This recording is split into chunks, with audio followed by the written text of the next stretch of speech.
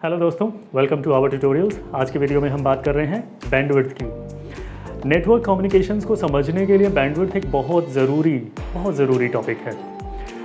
Bandwidth basically transmission media की power को कहते हैं, उसकी ताकत को कहते हैं, उसकी क्षमता को कहते हैं।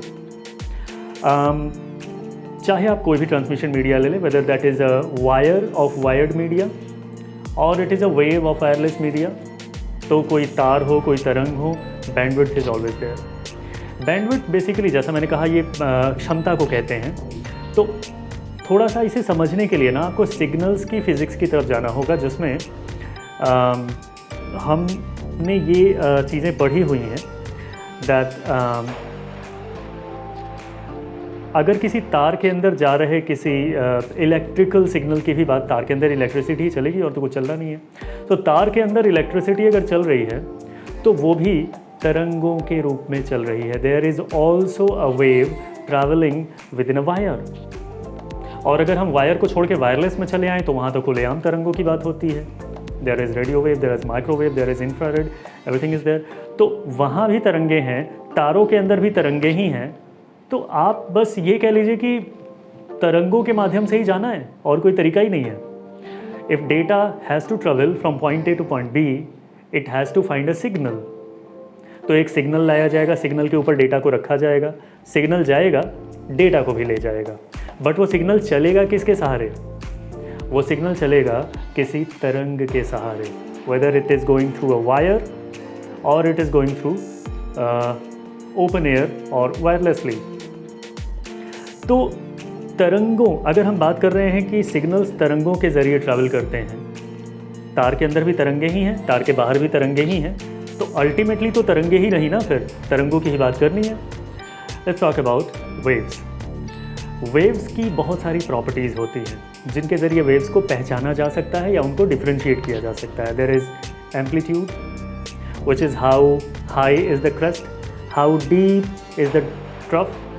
तो कितना ऊंचा, कितना नीचा, ये जो एक वेव लाइक फॉर्मेट हम बनाते हैं, वेव को वेव लाइक फॉर्मेट ही कहेंगे। It's just a cycle, the harmonic cycle जो हम क्रिएट करते हैं ऑन पेपर।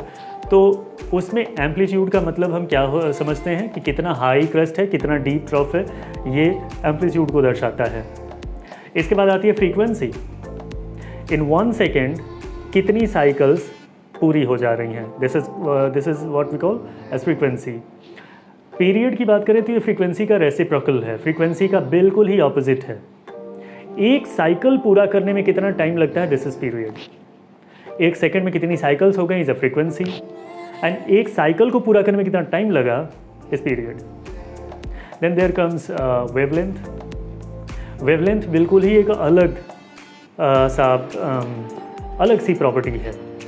वेवलेंथ ये कहता है कि वेव जब चलती है एक साइकिल के रूप में, तो एक साइकिल पूरा करते करते कितनी दूरी तय हो जाती है, एक साइकिल पूरा करने में कितना डिस्टेंस ट्रैवल कर लिया वेव ने, ये वेवलेंथ है। आप इसको ऐसे देख सकते हैं कि मैं 10 कदम चलूँगा तो सामने वाली दीवार तक पहुँच जाऊँगा, बट एक कदम चलते ही मैं कितनी दूरी पार कर लूँगा, मेरा एक कदम कितने फीट का है या कितने इंचेस का है या कितने सेंटीमीटर्स का है, that is wavelength. So there is amplitude, there is frequency, there is period, there is wavelength, and then there is phase. phase थोड़ा मैथमेटिकल एस्पेक्ट है किसी भी वेव का। जो लोग मैथमेटिकल फिजिक्स की स्टडी करके जो लोग आए हैं उन्हें ज़्यादा समझ में आएगा what is phase. But you know, phase is measured in angle, so 0 degree, 90 degree, 45 degree, 60 degree and 180 degree, 270 degree. इस तरीके से फेज़ हम समझते हैं एंड उस हिसाब से हम वेव्स को कैटेगराइज करते हैं। तो फेज़ की बात नहीं करेंगे। ऐसे फंडामेंटली 4 तरीक़ों से आप वेव को समझ सकते हैं। एम्पलीट्यूड की बेसिस पे किस वेव का कितना एम्पलीट्यूड है, किस वेव का कितना एम्पलीट्यूड है, इस हिसाब से वेव्स को कैटेगराइज किया जा सकता है। पीरियड के हिसाब से भी कर सकते हैं, कौन सी वेव का पीरियड कितना है, कौन सी वेव का पीरियड कितना है।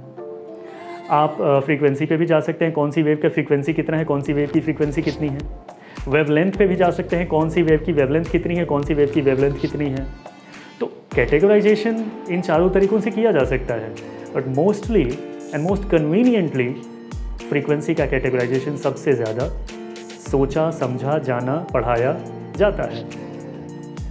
तो फ्रीक्वेंसी कैटेगराइजेशन की अगर बात करें तो कौन सी वेव की क्या फ्रीक्वेंसी है, कौन सी वेव की क्या फ्रीक्वेंसी है, यही आधार हुआ क्लासिफिकेशन का। Now come to the point.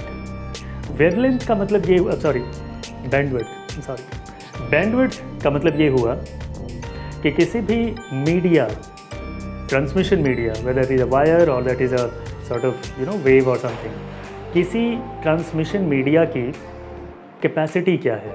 Look at the line that is written here. Bandwidth is the capacity of a transmission media. Transmission media की कैपेसिटी को बैंडविड्थ कहते हैं। तो कोई भी ट्रांसमिशन मीडिया आप उठा लो, उसकी capacity in terms of frequency, not in terms of wavelength, not in terms of period and amplitude, in terms of frequency. तो कोई वायर है, उस वायर में मिनिमम किस फ्रीक्वेंसी की वेव ट्रेवल कर सकती है और मैक्सिमम किस फ्रीक्वेंसी की वेव ट्रेवल कर सकती है।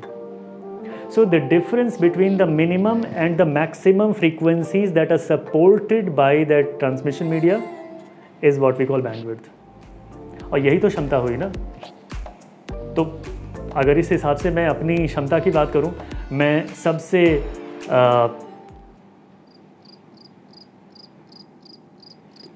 हल्की कौन सी चीज़ उठा सकता हूँ, सबसे भारी कौन सी चीज़ उठा सकता हूँ। I can think of it like in many ways.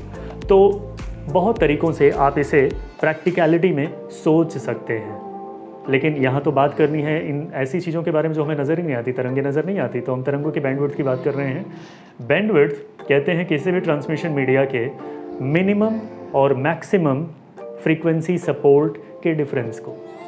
वो ट्रांसमिशन मीडिया कितनी कम फ्रीक्वेंसी की तरंगों को ट्रैवल करा सकता है, उससे नीचे की तरंगों को नहीं ट्रैवल करा सकता, और कितनी हाई फ्रीक्वेंसी की तरंगों को ट्रैवल करा सकता है, उससे ऊपर की तरंगों को ट्रैवल नहीं करा सकता। तो उनके बीच का जो डिफरेंस है, जितनी फ्रीक्वेंसीज़ का उसको सपोर्ट है, जितनी फ्रीक्वेंसीज़ के तरंगों को वो ट्रैवल करा सकता है, यही बैंडविड्थ कहलाता है। So it's calculation is very simple. Look at the question that is written here and see there is a formula also. Bandwidth, highest supported frequency minus lowest supported frequency. For example, a media that can carry signals as low as on 100 kilohertz and as high as 400 kilohertz will have the bandwidth. एक media जो signals को carry कर सकता है as low as on 100 kilohertz, 100 kilohertz सबसे minimum frequency support है, इस पे वो सिग्नल्स को ट्रैवल करा सकता है। 100 किलोहर्ट्ज़ के नीचे की फ्रीक्वेंसीज़ के सिग्नल्स को ट्रैवल नहीं करा सकता। तो मिनिमल सपोर्ट क्या है? 100 kilohertz and as high as 400 kilohertz, यानी 400 किलोहर्ट्ज़ तक के तरंगों को ट्रैवल करा सकता है। 400 किलोहर्ट्ज़ के ऊपर की तरंगों को ट्रैवल नहीं करा सकता। तो टोटल उसकी क्षमता क्या हुई? 100 किलोहर्ट्ज़ टिल 400 किलोहर्ट्ज़। तो उसकी बैंडविड्थ क्या होगी? 400 kilohertz minus 100 kilohertz which is 300 kilohertz. तो बैंडविड्थ का एक इफेक्टिव कैलकुलेशन ऐसे किया जाता है, the highest supported frequency minus the lowest supported frequency. This is the calculation of bandwidth. Now will talk about bandwidth utilization. See bandwidth आपको समझ में आ गया कि बैंडविड्थ का मतलब है किसी मीडिया की क्षमताओं का अलग अलग तरीके से इस्तेमाल किया जाता है। सो बैंडविड्थ का यूटिलाइजेशन दो तरीक़ों से होता है। There is base band transmission and then there is broad band transmission. Base band transmission का सीधा सा मतलब ये है कि जो पूरी क्षमता है, the total the entire capacity of a media when it entire is being used for one single signal, एक ही अकेले सिग्नल के लिए पूरी मीडिया बैंडविड्थ इस्तेमाल हो रही है, तो ये बेस बैंड ट्रांसमिशन कहलाता है। और अगर उसी पूरे मीडिया बैंडविड्थ का मल्टीपल टुकड़े करके, एक एक टुकड़े में एक एक सिग्नल ट्रैवल करा करके और multiple signals at the same time and simultaneously travel कराए जा रहे हैं, तो ये ब्रॉडबैंड ट्रांसमिशन कहलाता है। मैं इसका एक डायग्रामेटिक प्रेजेंटेशन अगर आपको दे दूं, सो यू कैन अंडरस्टैंड कि जैसे XY प्लेन पे हम ग्राफ्स को रखते हैं, अगर कोई तरंग है वो पूरी मीडिया बैंडविड्थ को ऑक्यूपाई कर रही है और पूरी मीडिया बैंडविड्थ में एक ही तरंग ट्रैवल कर रही है, जस्ट वन सिंगल सिग्नल, तो ऐसे में ये बेस बैंड ट्रांसमिशन कहलाएगा।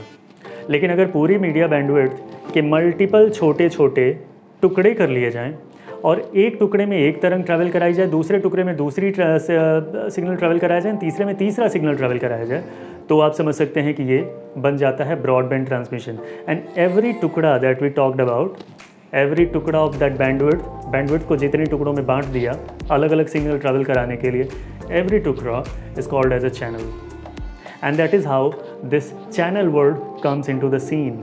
हम सुनते हैं ना टीवी चैनल्स का क्या मतलब है, and why are they called channels? क्योंकि चैनल का मतलब ही यही है, पूरी बैंडविड्थ जिसके ज़रिए आप तक ये टीवी सिग्नल्स आ रहे हैं रेडियो वेव्स की, उसको बांट रखा गया है और अलग अलग बैंडविड्थ के टुकड़े अलग अलग कंपनीज़ को सप्लाई किए गए हैं। सो एक निर्धारित फ्रीक्वेंसीज़ अलाउ कर दी गई हैं जी वालों को अपने सारे चैनल ट्रैवल कराने के लिए। तो उसमें Zee news, Zee cinema, Zee TV and all of the channels running from Zee are coming through that band. एक और बैंड है जो बांट दिया गया है सोनी वालों को, तो सोनी के सारे चैनल्स उस बैंड के ज़रिए आ रहे हैं। एक और बैंड है जो दे दिया गया है स्टार वालों को, स्टार के सारे चैनल उसके ज़रिए आ रहे हैं। एक और बैंड है वो दे दिया गया है किसी को, उनके सारे चैनल्स उस रास्ते आ रहे हैं। तो ये सारे जो छोटे छोटे बैंड बांटे गए हैं पूरी बैंडविड्थ के, इन छोटे छोटे हर एक बैंड को आप कह सकते हैं एक चैनल। तो इस तरीके से ब्रॉडबैंड ट्रांसमिशन होता है। बेसबैंड और ब्रॉडबैंड ट्रांसमिशन में सबसे बड़ा डिफरेंस ये है कि बेसबैंड ट्रांसमिशन पूरी मीडिया बैंडविड्थ को वेस्ट करता है, और जो ब्रॉडबैंड ट्रांसमिशन है उस पूरी मीडिया बैंडविड्थ का ज़बरदस्त यूटिलाइजेशन करता है। Multiple signals can travel at the same time. So this was the basic idea of what is bandwidth and how it's being used as either as baseband or as broadband. So till then, stay tuned. Thank you.